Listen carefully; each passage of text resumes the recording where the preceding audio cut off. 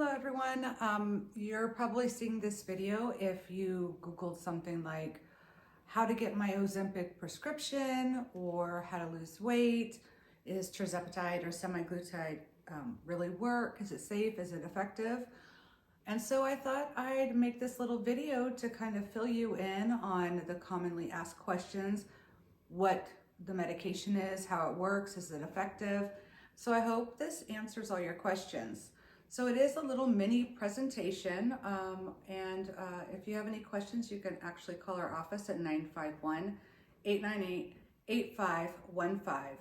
My name is Jennifer Seguancia. I'm a family nurse practitioner. I have a clinic located in Corona and one in Scottsdale, Arizona as well. So let's get started, okay? First of all, what is tirzepatide and what is semaglutide? So tirzepatide, otherwise known as Mounjaro or Zepbound, is a GLP-1 GIP dual agonist. We'll get into that a little bit later. Semaglutide, which is also known as Ozempic or Wegovy, is a GLP-1 receptor agonist.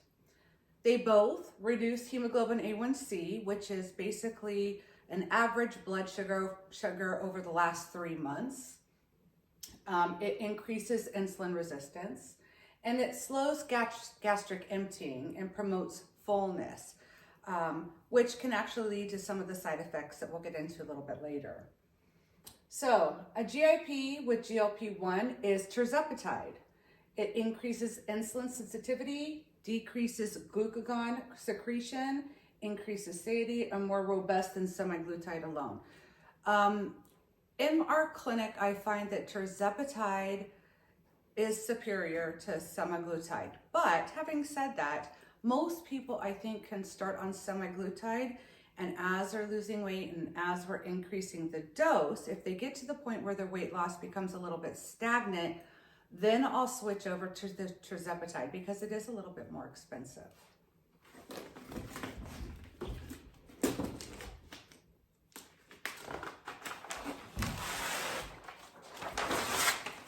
Okay, both medications are peptides.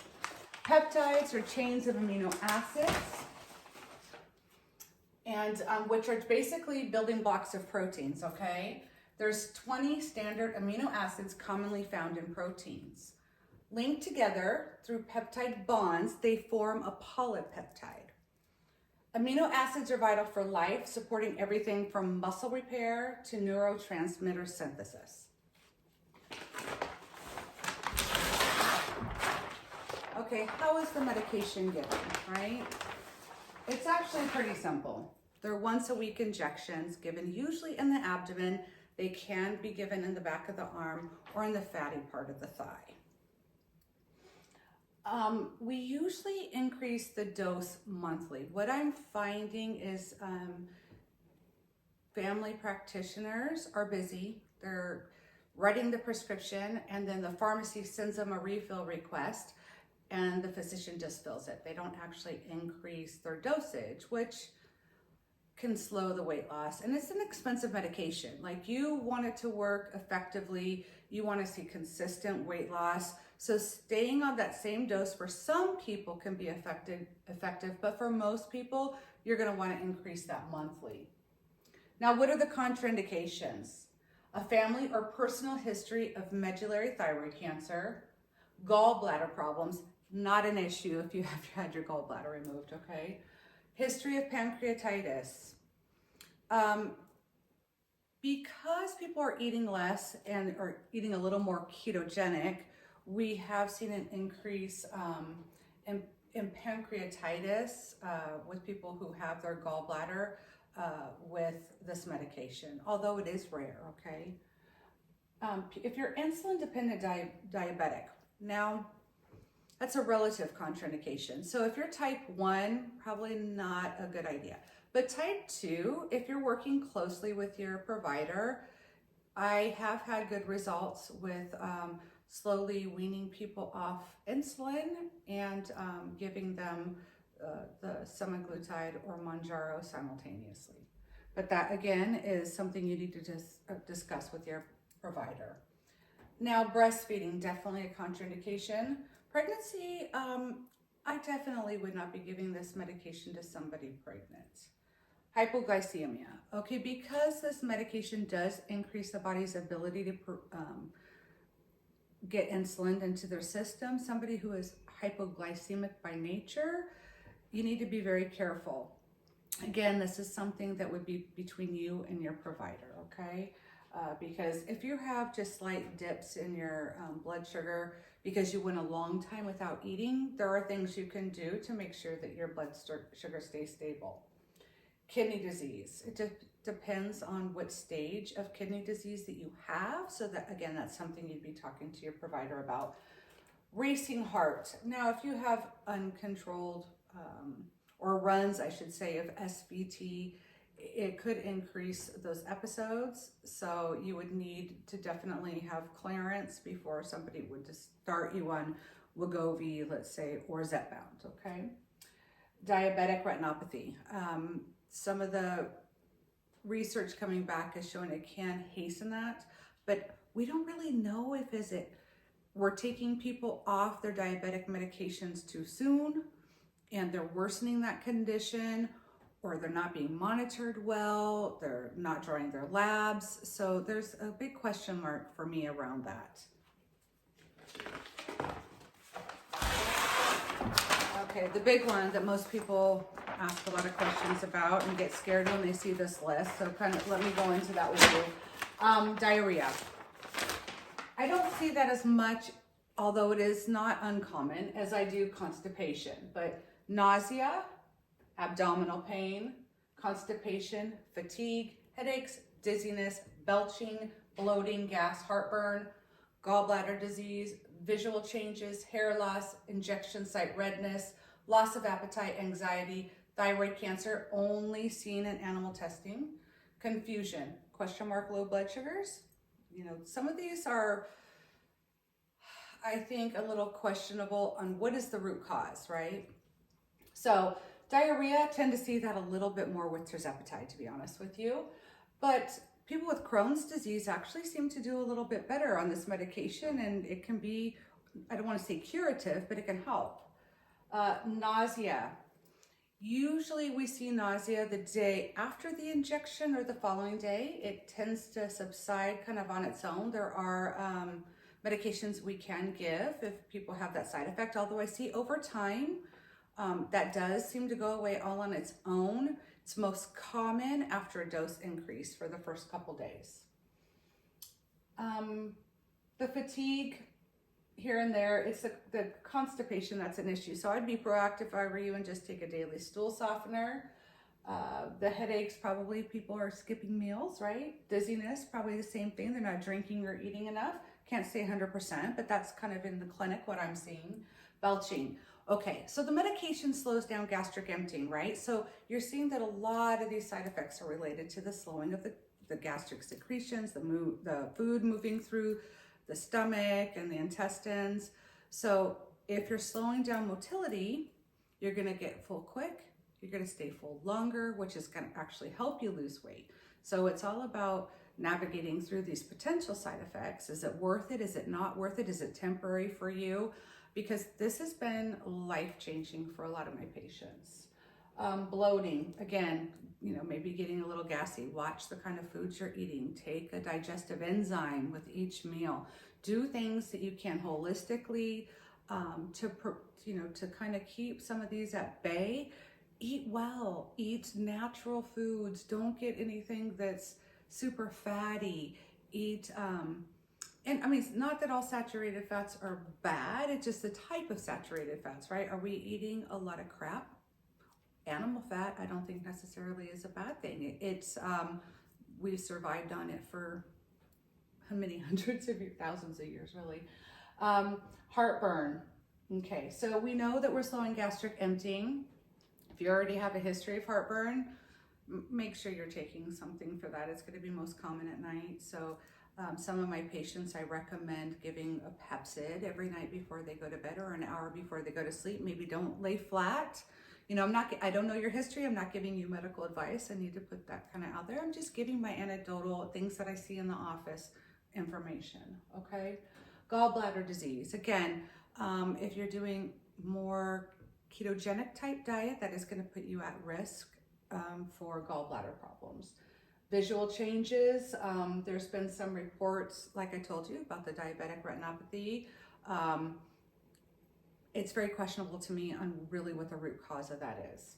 Hair loss. Okay, hair loss occurs when you lose weight.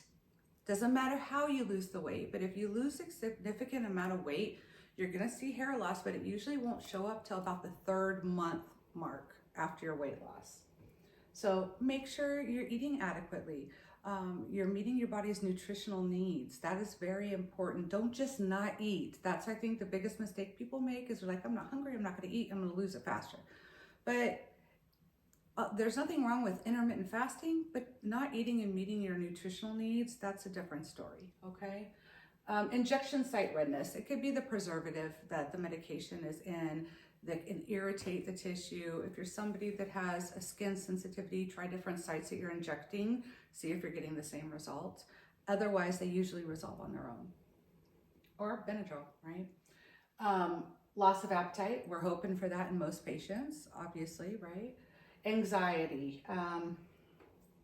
I think any medication can cause anxiety, or people can be naturally anxiety prone. If you're somebody who suffers from anxiety already, just know that that can potentiate it a bit, okay? Thyroid cancer, like I said, only seen in animal testing, and we already talked about confusion being possibly related to actually a low blood sugar or dehydration. Some people, you know, if they're not drinking and they're getting diarrhea, they're gonna get dehydrated. So make sure you're hydrating well. Make sure that you're getting the assistance you need, that you're not doing this all on your own. I think that a lot of people are price driven right now, which is a little concerning. Truly, the optimal way to take this medication is to have labs drawn on your first visit, kind of see what your baseline is. Come into an office weekly. If you're having issues, there's somebody there that's going to help you out. If you're having side effects, there's interventions that can be done. You know, I'm finding a lot of these online places, they're just referring people to urgent care, and they've usually waited until it's really bad at that point. People are going in with severe abdominal pain or dehydration and getting IVs. It doesn't need to get to that level. You know, if you're having issues, you should have a practitioner that's right there by your side working with you to get you through this journey. Now, what is the average weight loss, right? So semaglutide is about 15 to 16% overall body weight. Tirzepatide is 20 to 25% of overall body weight. Now, a lot of questions, I guess, is my insurance going to cover this? Some insurances do cover this, but I have to tell you, I'm seeing a horrible trend.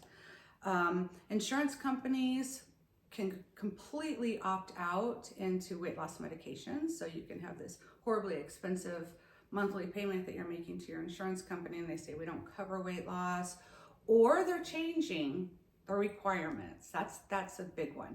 So yes, we cover Wegovy. Yes, we cover Zepbound. And then you go in and you do a prior authorization. They say, well, the BMI is not over 40, so they don't qualify. Well, that is not an FDA guideline. The FDA guidelines is anybody with a BMI over 30. End of story. Over 30, you qualify. Or a BMI of 27 or above with at least one comorbidity. So high cholesterol, hypertension.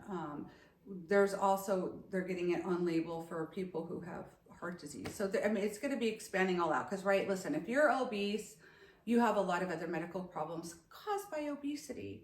So we're going to see this being approved for many other problems that are stemming from obesity, but the issue at hand is getting it covered and paid for.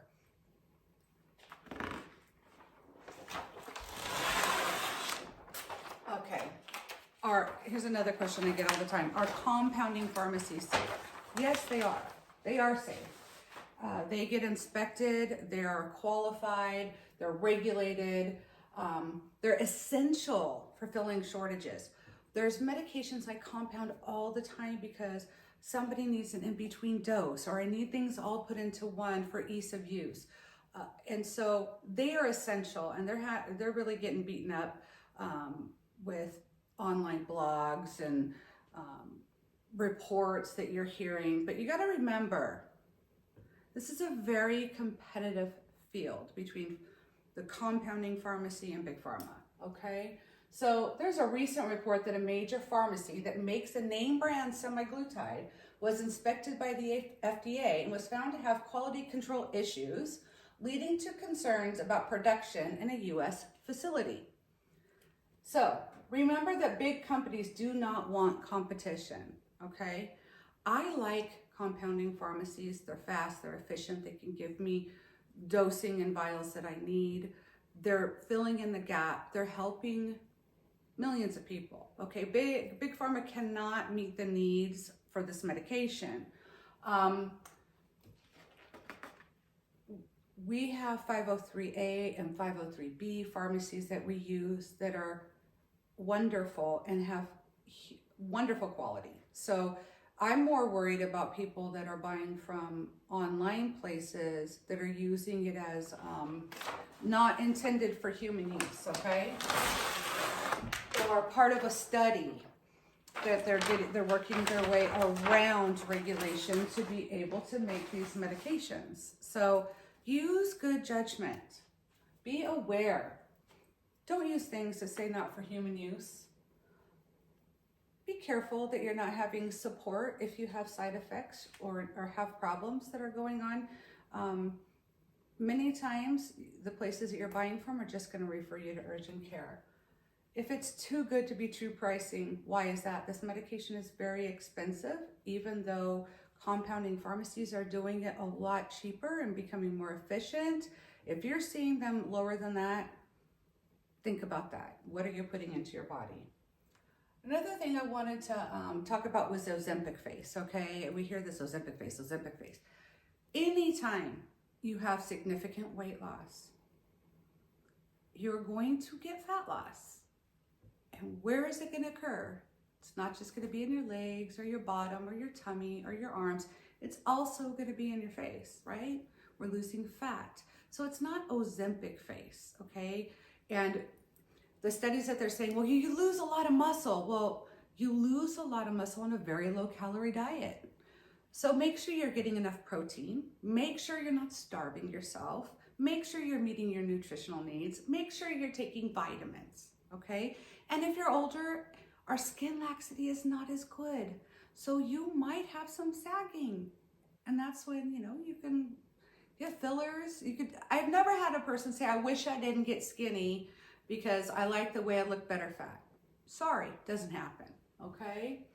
Now, here's another one I like.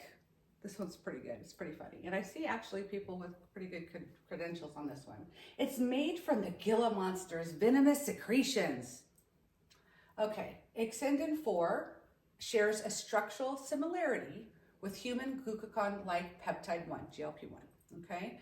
Which is made from a human-made synthetic peptide. This process is then used and inserted into a bacterial or yeast for growth, and it's produced through fermentation. We're not injecting you with something crazy. So listen, I know there's going to be a lot of people that are going to come on here and make these comments to people who are using this medication and making them feel bad or tell them, all you need to do is exercise and eat healthy and you won't need that crap. These are the same people that have usually been struggling all their life with obesity. And there's finally something out there that's helping them, that's non-surgical, okay? They're not having to change the structural makeup of their body by doing a bypass or having, more drastic measures. It leads to depression, it leads to low self-esteem. So don't judge. Don't judge how something meets their goal. Keep it to yourself. If you have something nice to add that's informative, then add it. But just remember to be kind and be supportive. We're all humans. We all have our issues. And every once in a while, we all need a little bit of help. So I hope that has answered all your questions. And I'm going to put a link below that will either take you to our website. And if you're local, come see us. Let us do a proper workup. Let us get you the kinds of services that you need. If it's something that you just can't do, We do have a link for an online program that is national, and I am the one that answers questions on the customer service side. So I hope you all have a wonderful evening, morning, afternoon, and I hope that I've kind of filled in some of the gaps and questions that you have about this medication. Have a good one.